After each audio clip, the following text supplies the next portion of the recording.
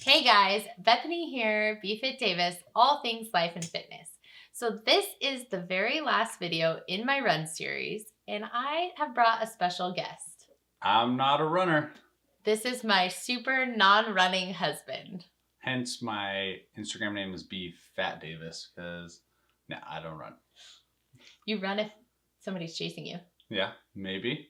Or if you're chasing someone. Pretty much. All right, you guys.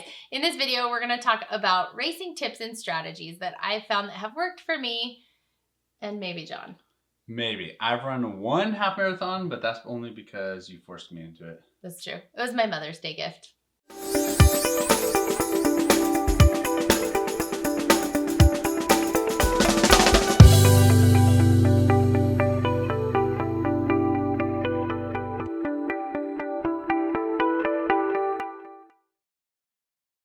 All right, so let's get into racing tips and strategies.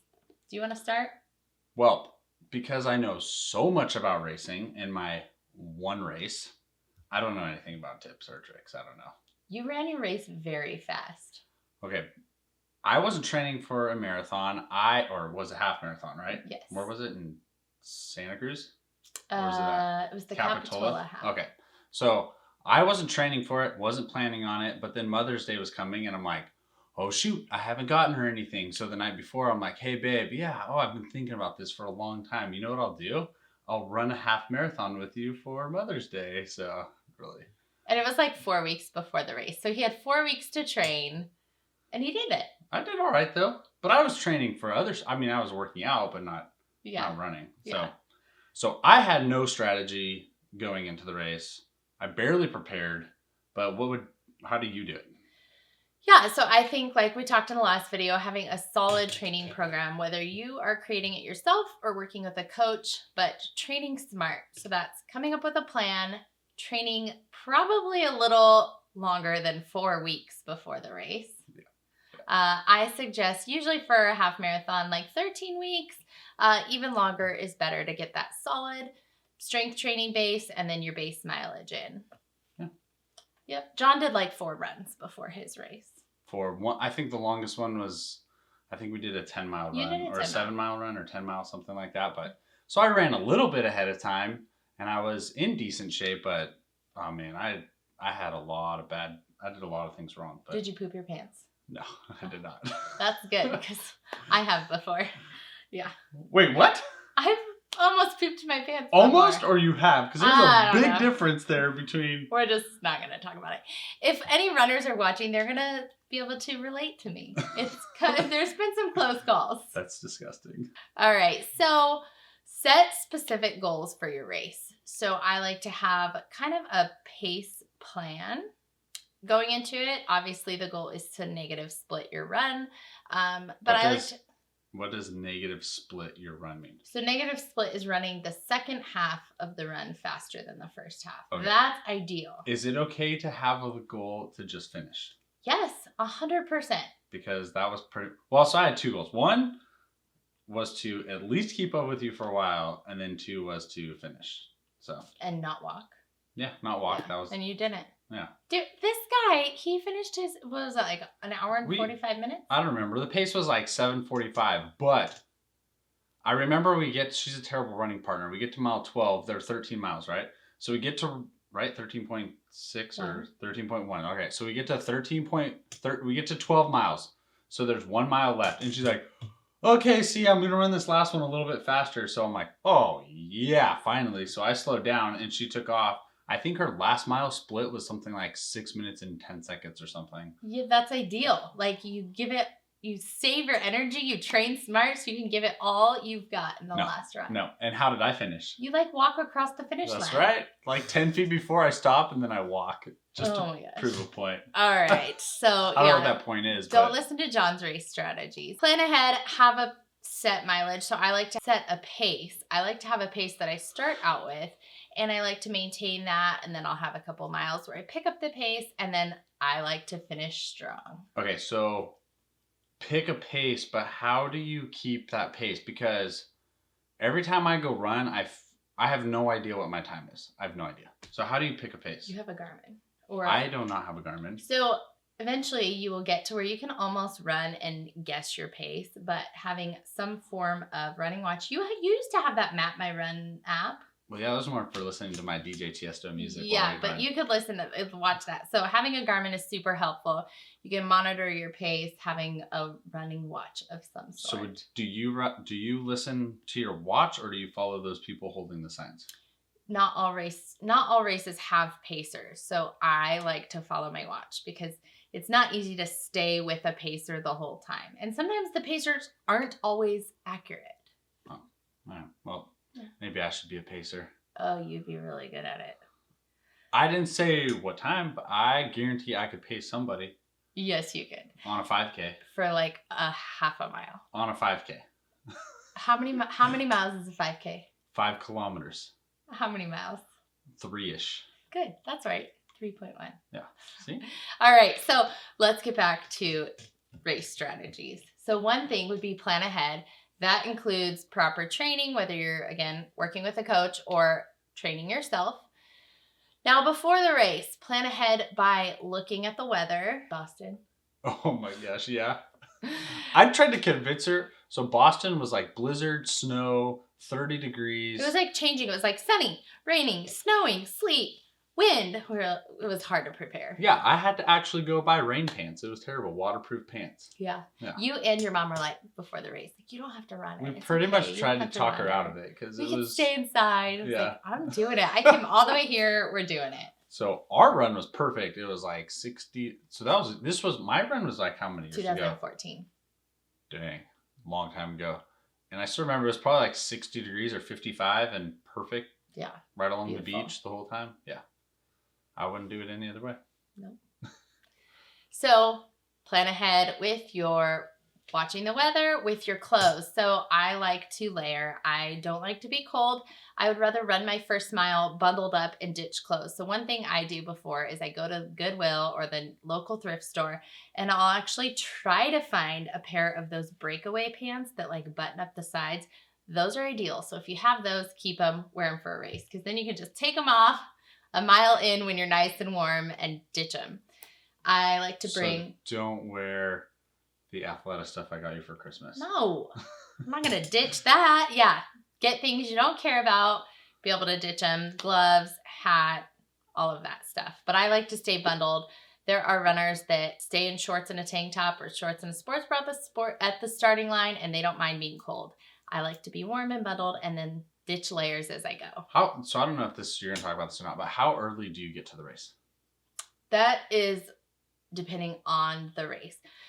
So I really prefer like small hometown races. I like to have John at the start line with me, with my water, with my hot coffee, whatever I need at the start line. I just love when he's there. So I try to find like local, more smaller races to where he can be with me. But bigger races like CIM or like the Boston Marathon, large international or qualifying races, you actually get bused to the start line. So you have to plan ahead for that. And they usually have a schedule of what time the buses are leaving to get you to the start line. Most of that stuff is like, she talks about strategy. I don't know if you want to call it the pit crew, but that's what I do most of the stuff. Yeah. Figure out where we're going to drop off, where the buses are, what time we should get there. So when she just tells me what time she wants to start, and then I'm like, yeah, I'll take care of the rest. So. Yeah. When he comes to race with me, he's like my biggest help. He tells me what time I need to what time we need to leave out the door. So I determine what time I wake up. And I don't think of anything else. He gets me my breakfast. He gets me everywhere. I always make sure to park like a mile from the finish, just as like Make me walk. That's all fine, except like for my first marathon. And then I'm like, hell yeah, we're parked like halfway around the wall. Yeah. I crossed the finish line of my very first marathon in 2013 or 14. And I remember, right? Yeah, I remember I looked at him and I was like, I will never do that again. I'm never running another one again. Like a week later, she's training for the next one. Yeah, and now I love it. Few more quick tips is I really like to know the course. So if it's a race that happens every year, you can typically look up the course. Usually they have the same course or they'll let you know any course changes. And I like to know. So I like to know if there's rolling hills up to mile 10 and then it kind of flattens out. Visualize the course, know where there's hills, know where there's bathroom breaks, porta potties, and know where there's hydration stations. I have made a commitment that has really helped me that I take water or Gatorade or whatever the hydration source is at the stop at every single hydration stop. So this is mostly in a full marathon. But even if I only get an ounce or two in, it keeps me hydrated. What about the little Goo energy packs? Do you do those things too? Yeah, I or do. Eat any food? Do you stop for pizza or anything? Yeah, pizza. Yeah, mile 10, always stop for pizza. You ever afraid, like the episode of Seinfeld where they give them the hot coffee instead on accident? No. There are some races where they'll give you like beer or like donuts and milk or things like that. That's your kind of race. Yeah. No, I take hydration at everyone. I pack my own fuel as far as like gels. And it's been so long since I've raced now. I've used Goo in the past. That kind of upsets my stomach. There's this one that I'm blanking on the name. I'll link it below, but it is one of my favorites. It's like food-based fuel, so it doesn't upset my stomach. I have a very uneasy stomach. Wait, food-based fuel? Yeah, so it's like made out of like fruit puree versus like. So fruit-based or food-based? Well, fruit is food, right? Food-based fuel? Like duh. Real food, like it's real. As opposed to the fake food that you put in your mouth? Yeah, it's not artificial ingredients. A different question. You mentioned it before and it made me think. How do you attack hills and uphill and downhill? Do you push hard on the uphills, chill on the downhill, or do you try to make up time on the downhill? Nope. I personally, and I like to tell my clients to attack the uphill. Run it hard, get used to that in training, and then recover on the downhill. If you run too fast on the downhill, it becomes hard on your joints. All right. Another thing is get a good amount of sleep. I don't work well on little sleep. He does.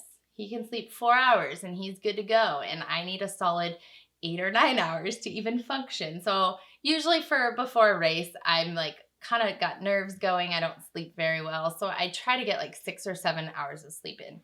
But the days leading up to it, I try to get a good amount of sleep and stay in my normal routine. That brings me to, while I'm on the topic, like whatever you are going to eat for dinner the night before your race, whatever you're going to eat for breakfast the morning before your race, train with that. So before your long runs, eat that same dinner. In the morning before your long runs, eat that same breakfast. So I know people have always asked, what is your favorite thing to eat before? Yeah. My favorite thing to eat the night before a race is a cheeseburger. And that's because my body's used to that. I eat that quite often. And I'm not talking about like a McDonald's cheeseburger. I mean like a restaurant, like real food cheeseburger. You want to laugh at me some more? Yeah. Like no preservatives. Not real food, quality, a food-based cheeseburger. A quality ingredient cheeseburger. And I do this because you can pretty much get a cheeseburger anywhere. So some people do like roasted sweet potatoes and chicken and white rice. And that's fine, but that's might not be easy to get just when you're traveling or anywhere in town. So a cheeseburger is pretty easy to get. And you usually have a beer the night before too. Yeah, I remember. I remember where downtown Sac was, I think, the first one. Yeah. So that's what I do. And then the morning, I always do a bagel and cream cheese. There has been times where like Starbucks weren't open, so I couldn't get a bagel and cream cheese. So we had to go to a restaurant and I got like an English muffin and that was fine too. So the last question I can think of is, because I remember when we ran ours, I ran in training shoes. I didn't really care, whatever. It was 13 miles, whatever. Yeah. But the socks that I wore was the first time I ever wore the socks. And so, because I wanted to look good. Rookie mistake. No, I wanted to look good. I couldn't just go out there with like orange shoes and green socks and a red shirt. I had to. I remember that. I remember you went to the like Dick's or whatever and bought socks before. Yeah. And then did you get blisters? Yes. Yeah. But not in the heel. It was really weird. they're like in the arches. Arch of your foot. That's not in the blisters or not in the heel, in the arches. So. So whatever shoes you're going to wear, whatever socks you're going to wear, whatever shorts you're going to wear, whatever sports bra, tank top, everything, train with it. Train with it so you know it's going to be right. Nothing new before the race. Just think about which sports bra I'm going to wear. Oh yeah, you definitely need to. But you get chafing. Men chafe. Yeah, I chafed. I had to take my shirt off probably about mile 6 or 7 purely because of chafing. Yeah, they'll do like Vaseline on popsicle sticks so you can like rub it on your there's an episode of The Office I chafe where under my arms. Is it like Michael Scott comes running in? He's like bleed. No, not Michael. Is Dwight? Nope. Oh man, it's gonna bug Andy. me. Maybe, yeah, it might have been Andy. I'm petrified of nipple chafing. Oh God, my nipples, it's starting. Come on, God, watch the nipples, Kevin. Comes running in with bloody nipples from chafing. Yeah. Yeah. Oh. So there's thousands of race strategies that we could talk about, but these are just a few that really help me and that I like to share with you guys. So I want to know your race strategies in the comments below. My strategy? Tell us. I carried my phone. Yes. I played my music out loud. DJ Tiesto's Club Life. I made sure that we went to the bathroom like as the race was starting, so we were at the very end. And then I passed people the entire time. We didn't run slow, but we were probably close to like the last ones. Yeah, leaving, but we were chipped, so your time doesn't start to cross the start line until you finish. So, so we passed people the whole time. I played my music out loud, and I actually had quite a bit of fun. Just because there's something weird about running with that many people, it really was fun. Yeah, it's so fun. And but on this the guy's beach like and the ocean, running up on the curb and then into the street and then up on the curb again leaving and it like out of people, dancing as he's you running. ever seen Days of Thunder? You got to set them up outside and then go inside. That's your race strategy. I was, yep. So I mean, you'll run a fast half marathon if you take all his tips. Yeah, I had fun, but I have not run one since. So you want to do it again? It wasn't that much fun. One more. Yeah, one more. Like a 10-year anniversary half marathon. No, because my last one that I ran was not 10 years ago. Mother's Day's coming up. Yeah, but this is only be like the 7-year anniversary of running the half marathon. Well, we could train, and then you could wait 3 more years. Yep, 3 more years sounds good to me. Okay, husband side of race strategy, find a place that serves donuts and mimosas like they did in Livermore. Because me and 2 of my buddies sat and had donuts and mimosas for like, I don't know, how long did it take you to run the half marathon? Like 3 hours while we waited for them. 3 It was hours. pretty nice. Yeah, pretty much. Yeah. Yeah. You're right. All right. We're done. All right. All right, you guys. I'll see you next time. We're actually starting a new series. Yes, starting a series about law enforcement and law enforcement family. And then we'll probably go through some stuff like the application process, the like getting started, the academy, what it's like for her, what it was like for me. And then also going through FTO and just what to kind of expect through most of FTO that. is field training. Yeah, so on the job training. But, you know, we asked a ton of questions about that. And so I just put in a video so you guys, so it's all in one spot and we can reference back to it. So just make sure to comment that you want to see me and more of her videos. Otherwise, I won't allow him back. Yeah, she keeps kicking me out of the I allow room. him because you guys request him. No, I have to hit record. I have to set up the lights. I set up the mic and she's like, all right, go to your room. Literally to your room, which is around the corner, because if I go in the kitchen, the dining room, anywhere within earshot, she's like, I can't do this if you're in here. Get out of here. So yeah. He just messes with. Tell her you want more and then subscribe to her channel, which is half mine now. So it's true. All right, you guys. We'll see you next time.